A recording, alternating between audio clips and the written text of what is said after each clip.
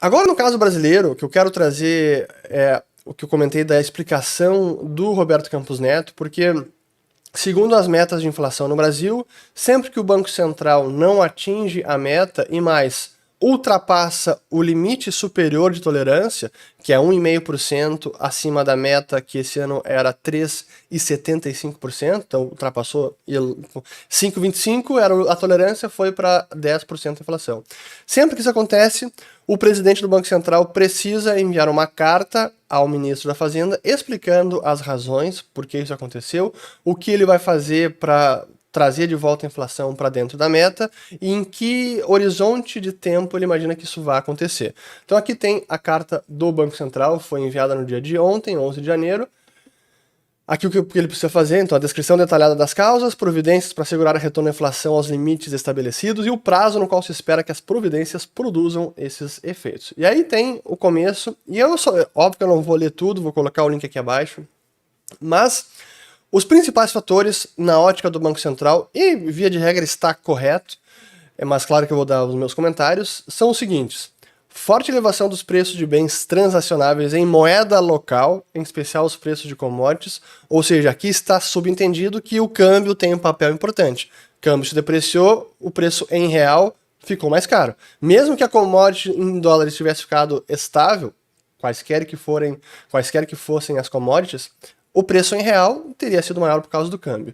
Segundo, bandeira de energia elétrica de escassez hídrica, ok, uma particularidade brasileira e do clima. E terceiro, desequilíbrios entre demanda e oferta de insumos e gargalos nas cadeias produtivas globais. Claro, é um efeito global e o Brasil também sentiu isso. Agora, essa questão dos preços das commodities e do câmbio, esse foi o grande problema brasileiro, porque o Banco Central permitiu que o câmbio se depreciasse, e eu digo sempre que ele permitiu porque o Banco Central é o guardião da moeda. Claro que fiscal importa, tensão política, incertezas, tudo isso sim. Mas ele é o guardião da moeda, então ele precisa compensar efeitos que estejam vindo do fiscal. Essa é a sua prerrogativa, ele precisa atuar, e se há declarações bombásticas ou a pesquisa eleitoral diz que vai ganhar o candidato da extrema esquerda, populista, ele, Banco Central, precisa atuar para impedir que isso contamine o câmbio e a inflação. Mas ele abdicou desse papel, como já cansei de criticar aqui. Mas eu queria mostrar que o efeito do câmbio ele foi muito maior em 2020 e não tanto em 2021. Então vamos botar aqui na tela. Ó.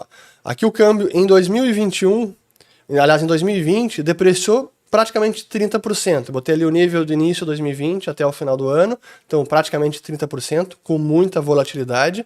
Mas claro, como foi um ano de queda de demanda, aquela incerteza toda, especialmente nos meses logo após o estouro da pandemia, acabou que a inflação do ano foi 4,5% apenas. Além do que eles imaginavam, mas foi apenas isso. E aí, 2021, uma depreciação de mais 7,43%, ou seja, o dólar subiu isso em relação ao real. E aqui é um pouco do efeito também com muita volatilidade, e esse é um dos grandes problemas, porque com esse nível de volatilidade traz mais incerteza, e isso acaba sendo repassado para os preços.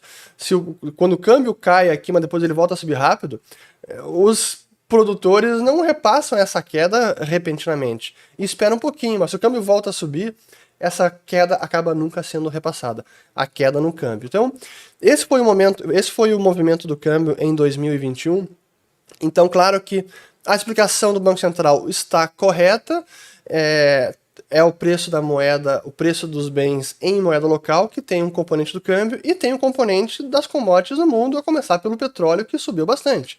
De fato, o petróleo, que impacta a gasolina, diesel e todos os derivados, teve uma influência enorme nos índices de inflação no mundo inteiro, e no Brasil não foi diferente. Mas claro que no Brasil acabou sendo agravado, de novo, pelo câmbio. Aqui botando o preço colocando na tela o preço do barril de petróleo Brent em azul, o aumento em dólares, até este momento aqui, ó, vamos botar 31 de dezembro, era 51%, e em reais era 62%, o preço do barril em reais, mostrando como na nossa moeda o efeito foi maior. Mas enfim, essa explicação do Banco Central, como sempre, é curioso ver como a responsabilidade é sempre delegada. Nenhum Banco Central vai dizer eu errei e a inflação está nesse patamar por culpa minha. São sempre fatores externos. Isso vale para o Brasil, vale para o Banco Central americano, Fed, Banco Central Europeu. É sempre culpa de fatores externos e nunca culpa do Banco Central, o guardião da moeda.